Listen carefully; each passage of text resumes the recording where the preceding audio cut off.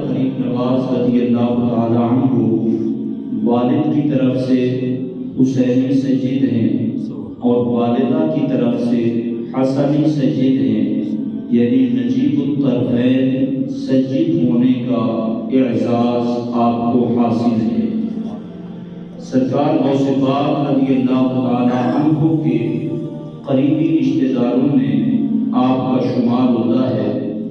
آپ کے والد گرامی حضرت سید غیاث الدین رضی اللہ تعالی عنہ انتہائی متقی، پرہیزگار اور نیک سیرت انسان تھے۔ آپ کی والدہ ماجدہ فرماتی ہیں کہ جب سے آپ میرے شکم میں جلوہ گر ہوئے، اللہ رب العزت کی خاص رحمت سے مجھے اچھے خواب دکھائی دیتے تھے اور میرے گھر میں آپ کے وجود کی برکات ظاہر ہوتی تھی، اور آپ کے وجود مسعود کی برکت سے اللہ کریم نے میرے گھر کو روشن و منور فرمایا۔ جب آپ کی جلوہ گری ہوئی تو گھر بہت اجلا، صاف اور چمکدار ہو گیا۔ حضرت خواجہ غریب نواز رضی اللہ تعالی عنہ ماترزاد اولیاء میں سے ایک کامل ولی تھے۔ بچپن سے ہی آپ کی پیشانی مقدسہ سے ولایت کی علامات اور آثار ظاہر تھے۔ چھوٹی کی عمر تھی، کم و بیش 15 سال کی، آپ کے والد گرامی کا سایہ آپ کے سر سے اٹھا۔ وراثت میں ایک باغ اور ایک پن چکی ملی۔ آپ 2 بھائی تھے۔ آپ اس باغ کی نگہبانی بھی کرتے تھے اور پن چکی بھی چلایا کرتے تھے، لیکن قدرت نے آپ کو باغ اشجار یعنی درختوں کے باغ کی نگہبانی کے لیے نہیں بلکہ گلشن اسلام کی آبیاری کے لیے پیدا فرمایا تھا۔ آپ اپنے اسی باغ کی نگہداشت میں ہی تھے۔ اللہ رب العزت جب کسی پہ اپنی رحمتوں کا نزول فرماتا ہے تو اپنے کرم سے اس کے اسباب بھی خود پیدا فرماتا ہے۔ آپ اپنے باغ میں ہی تھے کہ اللہ رب العزت کے ایک کامل ولی، مجذوب بزرگ حضرت شیخ ابراہیم رحمۃ اللہ علیہ آپ کے باغ میں تشریف لائے تو آپ رضی اللہ تعالی عنہ ان کے ساتھ انتہائی ادب و احترام سے پیش آئے اور ایک درخت کے سائے میں اس کے قریب بٹھایا، اور جب تک آپ ان کے سامنے بیٹھے رہے تو باادب 2 زانو تشریف فرما رہے۔ ان کی خدمت میں انگوروں کا ایک گچھا پیش کیا۔ اللہ کے اس مقبول بندے کو چھوٹی عمر کے اس بچے کا یہ انداز ادب والا اور خدمت والا انتہائی پسند آیا تو ان کا دل فیض دینے کی طرف مائل ہوا۔ ان کے پاس جو گدڑی تھی اس میں سے ایک ٹکڑا نکالا، اسے اپنے دانتوں سے چبایا، نرم کر کے حضرت خواجہ غریب نواز علیہ الرحمہ کو دیا۔ آپ نے جیسے ہی وہ لقمہ اپنے منہ میں لیا اور حلقوم کے راستے اندر گیا، فرماتے ہیں میرے دل کی دنیا زیر و زبر ہو گئی، اس کی کیفیت بدلی کہ جو میرے دل و دماغ میں باغ اور پن چکی کا خیال اور اس کی محبت تھی، اس ٹکڑے کی برکت سے اللہ کریم نے ان کی محبت کو نکال دیا۔ انہیں بیچ کر فقراء پہ تقسیم کر کے آپ علم دین کے حصول کے لیے سفر اختیار فرماتے ہیں۔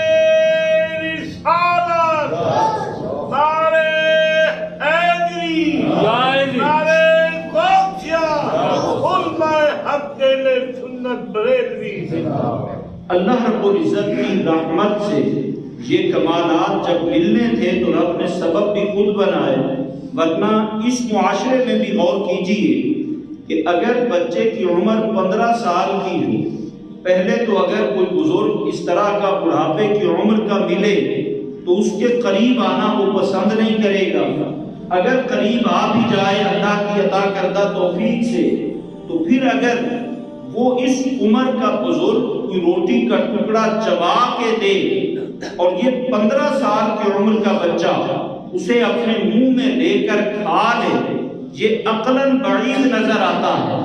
مگر اللہ کریم نے جس کو اپنی رحمت سے نوازنا ہو، اپنے مقربین کا فیض عطا فرمانا ہو، تو وہ راستے بھی خود بنا دیتا ہے۔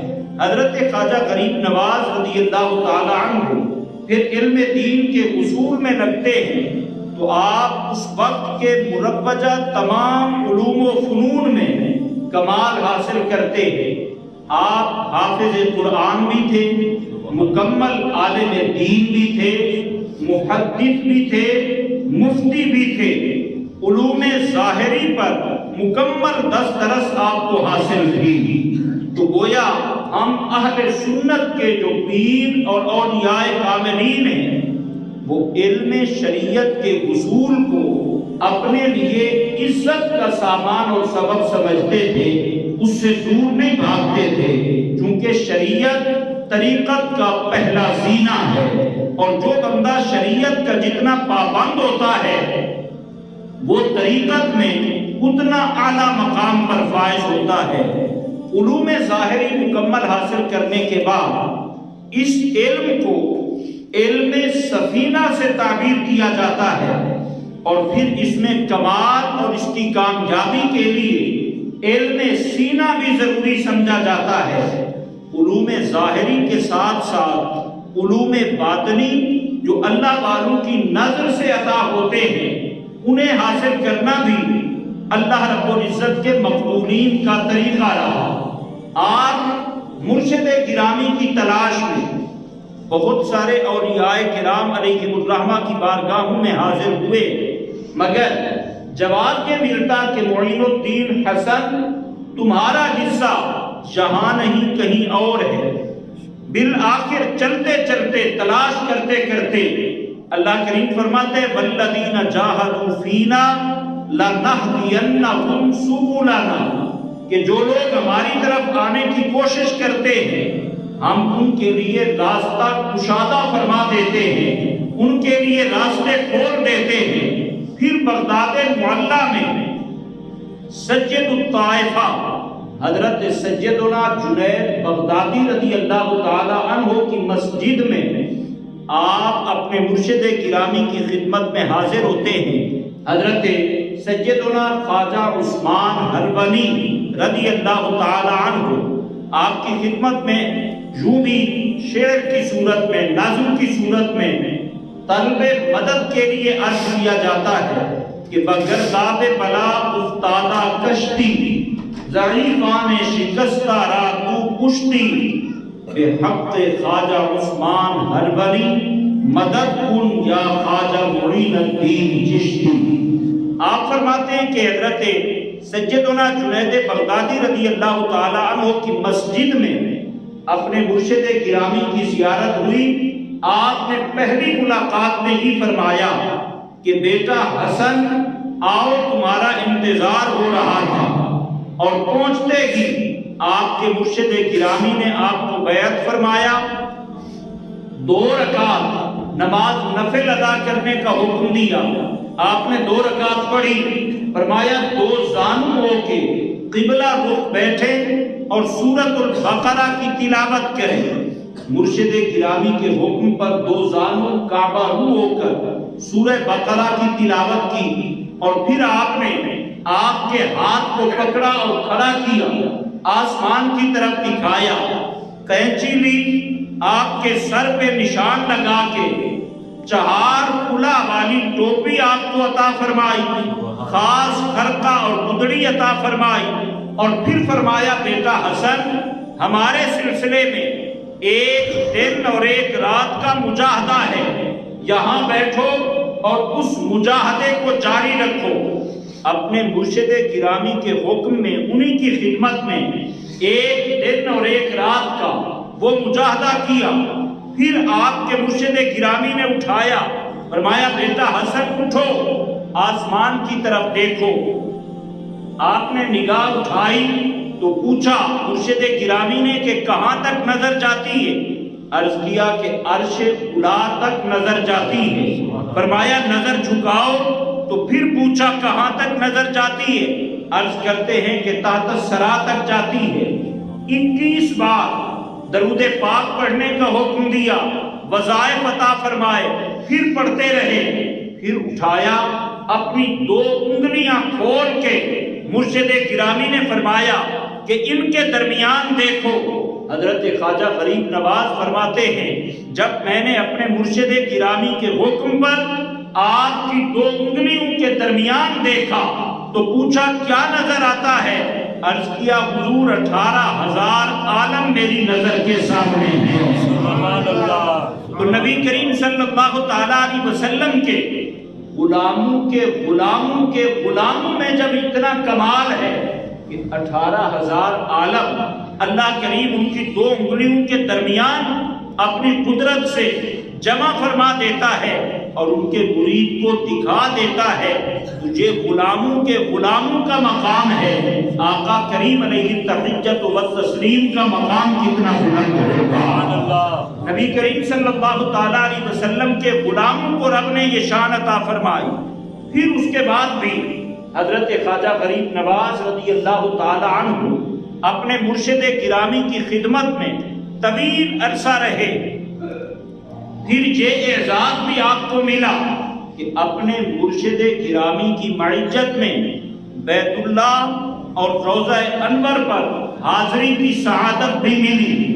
آپ فرماتے ہیں کہ اپنے مرشد گرامی کی معیت میں جب کعبۃ اللہ کی حاضری ہوئی، حتیم کعبہ میں میزاب رحمت کے نیچے مرشد گرامی نے میرا ہاتھ پکڑا، فضا میں بلند کر کے رب کی بارگاہ میں عرض کیا مالک یہ حسن ہم تیری بارگاہ میں پیش کرتے ہیں۔ فرماتے ہیں کہ مرشد گرامی کا یہ فرمانا تھا، غیب سے آواز آئی کہ ہم نے حسن کو قبول کر لیا ہے۔ پھر بیت اللہ کی پر نور فضاؤں سے یہ سعادت و بشارت پانے کے بعد فرماتے ہیں کہ مدینہ طیبہ کا سفر بھی اپنے مرشد گرامی کی معیت میں کیا، اور جب مواجہ شریف کے سامنے پہنچے اور مرشد گرامی نے جانیوں کے سامنے پیش کر کے فرمایا بیٹا حسن سلام پیش کریں۔ جب میں نے حضور کی خدمت میں سلام عرض کیا تو روضہ انور سے جواب ملا وعلیک السلام یا قطب مشائخ البر والبحر، اے خشک و تر کے مشائخ کے قطب بیٹا معین الدین تجھ پر بھی سلام ہو۔ یہ بشارتیں نبی کریم صلی اللہ تعالیٰ علیہ وسلم کے اس عظیم فرزند اور غلام کو مرشد گرامی کی معیت میں ملی، اور پھر نبی کریم صلی اللہ تعالیٰ علیہ وسلم کی بارگاہ سے ہی ہندوستان میں اجمیر شریف جانے کا حکم ملا۔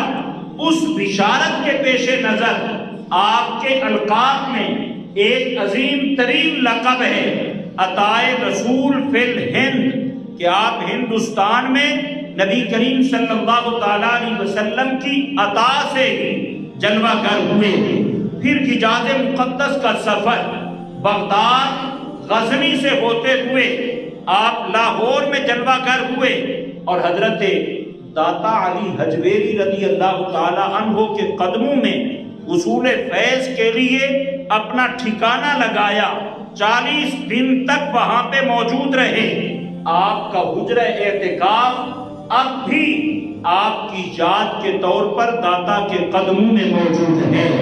اور سلسلے چشتیہ کے خدام جب حضرت داتا علی حجویری رضی اللہ تعالی عنہ کے قدموں میں حاضری دیتے ہیں، ان کے لیے دوہری سعادت ہوتی ہے کہ حضرت داتا علی حجویری رضی اللہ تعالی عنہ کا فیض بھی ملتا ہے، اور حضرت خواجہ غریب نواز رضی اللہ تعالی عنہ کی سنت بھی ادا ہوتی ہے۔ اور جب آپ اس دروازے سے فیض پا کے جانے لگے، ادب کا اتنا عظیم درس دیا کہ آپ جب یہاں سے اٹھے، جب تک داتا علی حجویری رضی اللہ تعالی عنہ کی قبر انور نظر آتی رہی، آپ پچھلے پاؤں ادب کے طور پر چلتے رہے، پیٹ کر کے نہیں چلے، اور ادب کا یہ انداز بتایا کہ ان اللہ والوں کے دروازے پر جتنا کوئی ادب لے کر آتا ہے ان کے در سے اتنا فیض پا کر جاتا ہے، کیونکہ ادب پہلا قرینہ ہے محبت کے قرینوں میں، اور با ادب با نصیب اس انداز کو بھی آپ نے بطور ادب اپنایا، اور دنیا کو جو بتایا کہ میں نے درے داتا علی حجویری سے کیا پایا، فرمایا گنج بخش فیض عالم مظہر نور خدا، ناقصاں را پیر کامل کامل آرا رہنما۔